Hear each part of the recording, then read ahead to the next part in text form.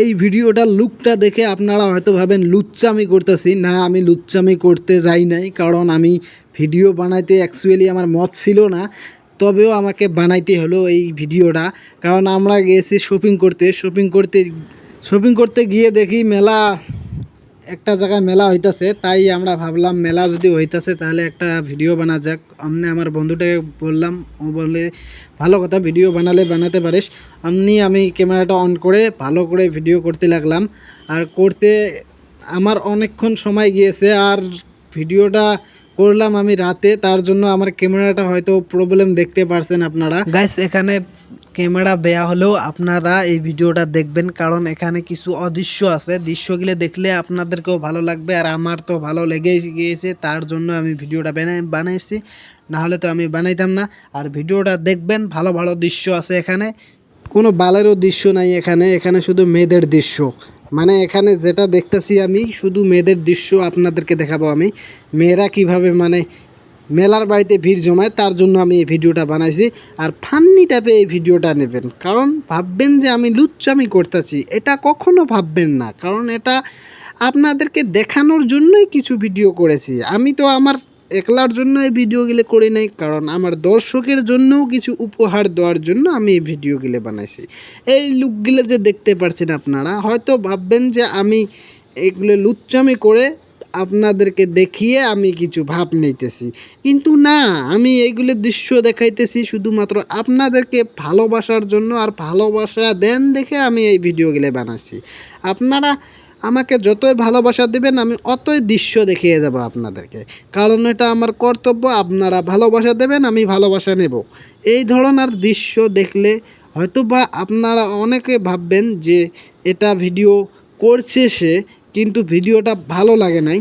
এই ভিডিওটার কমেন্টে বলে দিবেন, আমি আরও ভালো বানাবার চেষ্টা করব। আর এখানে দিয়েছি আমার লুচ্চা বন্ধু একটাকে ক্যামেরা করতে, আর ওই বোকাচোদা আমাকে ক্যামেরা করলো, এমনভাবে ক্যামেরা করলো সে, মানে আমার মুখ যে আছে, আমার মুখখানা দেখা পাচ্ছে না, আমি নিজে দেখতে পারতাছি না। গ্লাসের ওখানে যেখানে লাইট লাইট জ্বলছে ওখানে নিয়ে যা ক্যামেরা ধরছে। বোকাচোদার কাজটা দেখো কিভাবে ক্যামেরা ধরছে সে। সে আমাকে না ধরে সে মেয়েদেরকে দেখো কিভাবে ধরছে, শুধু মেয়েগুলোকে ক্যামেরা করতেছে।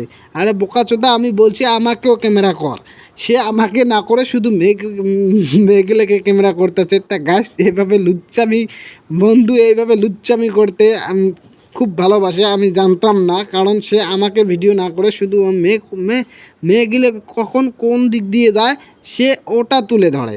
তাই আমি ভাবলাম যে আমার লুচ্চা বন্ধুর কিছু অদৃশ্য দেখাবো তো আপনাদেরকে। লাস্টে আপনারা দেখতে পারবেন আমার বোকাচোদা বন্ধুর কি কাহিনী করেছে ওই মেলার বাড়িতে। আপনারা হয়তো ভাববেন যে ক্যামেরাম্যানটা কে, আমি ক্যামেরাম্যানটাকেও দেখাবো লাস্টে। আর এখানে যে ভিডিওগুলো করতেছি আমি, এখানে শুধুমাত্র হিন্দু সনাতন ধর্মরে এখানে একটা কিবা উৎসব হয়ে আছে, তার জন্য মানে এখানে এত ভিড় জমেছে। হয়তো আপনারা ভাববেন যে আমি এখানে লুচ্চামি করতে আসছি, কিন্তু না গাইস, আমি এটা ভালো ধরনের জন্য ভিডিওটা করেছি।